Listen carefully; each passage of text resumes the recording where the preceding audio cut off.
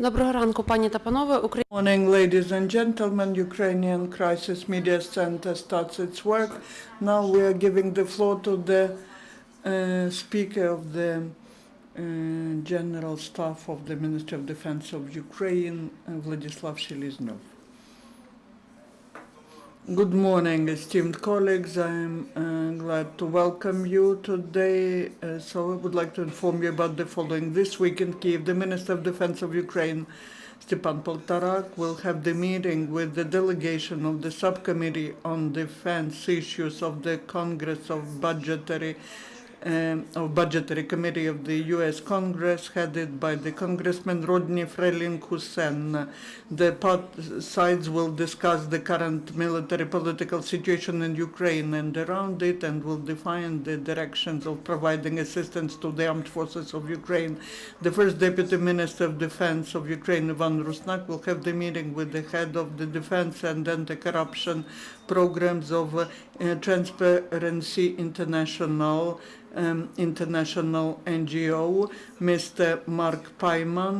They will discuss the prospects of the work on combating corruption in the defense ministry. The Deputy Minister of Defense, Petro Mechid in Kyiv, had the meeting for representatives of leading Ukrainian and foreign mass media. The representatives of the General Staff of the Armed Forces of Ukraine, the Ministry of Information Policy of Ukraine, also participated in the briefing. The briefing was the beginning of the mass media action prepared by the Ministry of Defense of Ukraine, which is directed towards objective and balanced covering of the participation of armed forces of Ukraine in conducting ATO in Donetsk and Lugansk regions.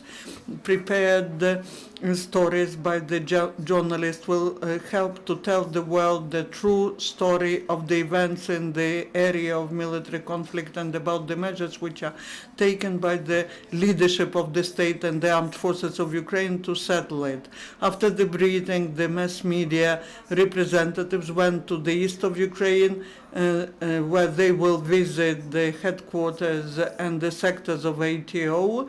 They will be working with servicemen at checkpoints and will be covering the work of the group of military civil cooperation, CIMIC, and local authorities, and will have a chance to talk to local population.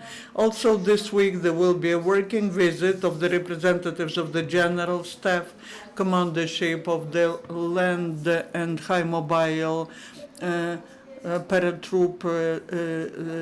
troops of the armed forces of Ukraine to Vilnius to participate in trilateral meeting on issues of creating the joint Lithuanian-Polish-Ukrainian brigade, Litpol-Ukrbrig.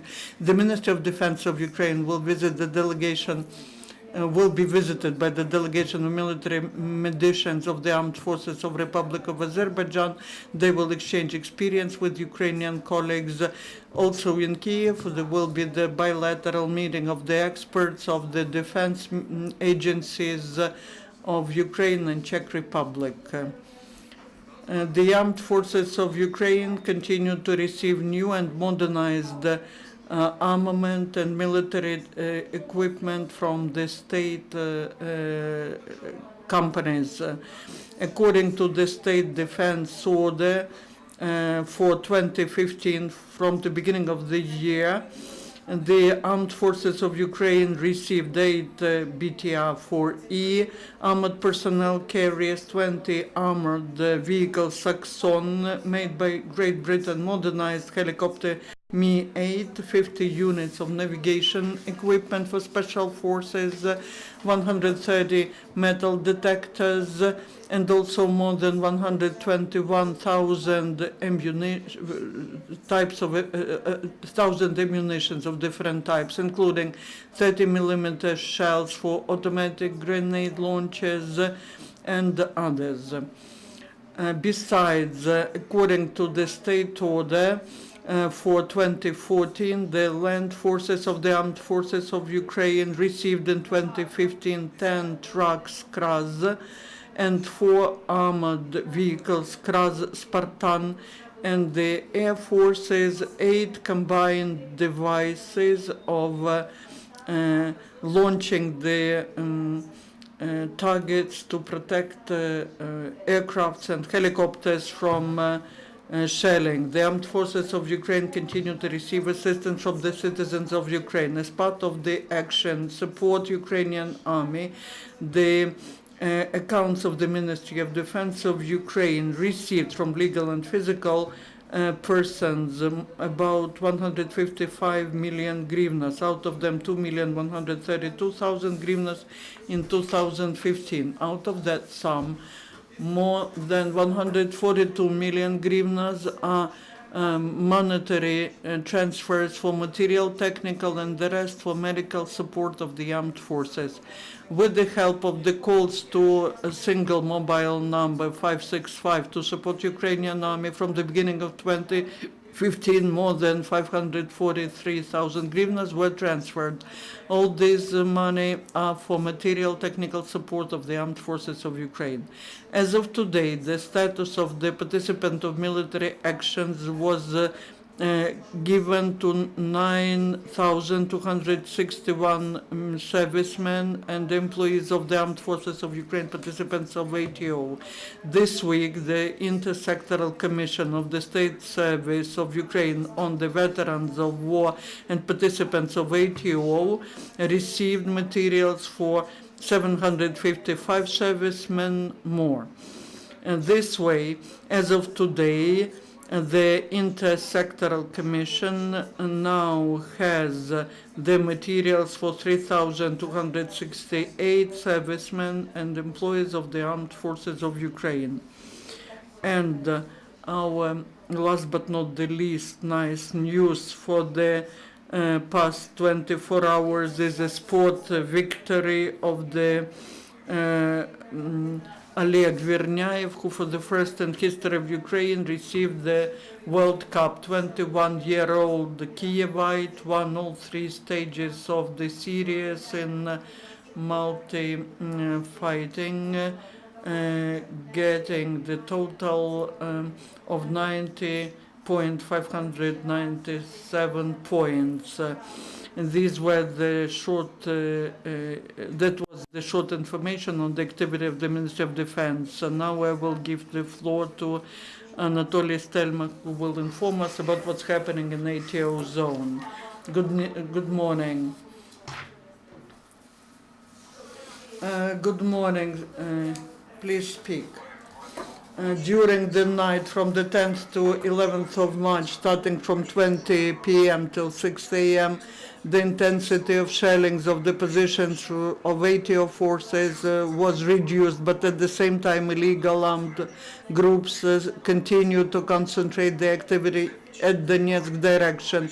At night, from mortars and automatic grenade launchers, they were shelling at Pisky, Opytne, Avdiivka. From 21 to 23 hours, terrorists were firing at Pisky from 120mm mortar.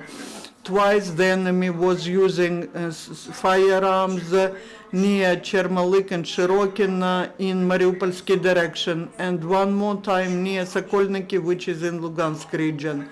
That in total, the bands 10 times violated the ceasefire regime. Our units do not react to the provocations of the enemy, and they respond only in case when there is a direct threat to the life of servicemen. Besides that, the Ukrainian servicemen reinforce the defense line along all the delineation line. Now we would like to request Seleznyov to comment on the situation with violation of the ceasefire. So as to the facts or cases of violation of the ceasefire regime by the militants, during the last 24 hours, as of 5 o'clock this morning, we registered the violation of the ceasefire in the following sectors. There were 2 shellings registered near settlement Krymske and Sokolniki. That is where the strongholds of ATO forces are located. The militants were shelling at our positions using the small arms, firearms. in Donetsk direction, we registered 24 cases of violation of the ceasefire. The militants were firing at our positions, which are located near Avdiivka, Opytne, Peski, Nevilske, and near Dutivska coal mine. They were firing at our positions, mostly using automatic grenade launchers and also machine guns, firearms, and they were shelling from mortars.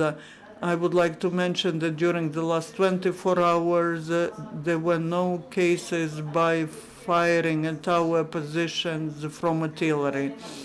To the south from Donetsk, near Granitne settlement yesterday, from the period from 7:15 to 7:30 p.m., the militants were firing from mortars at our positions, which are located in these points.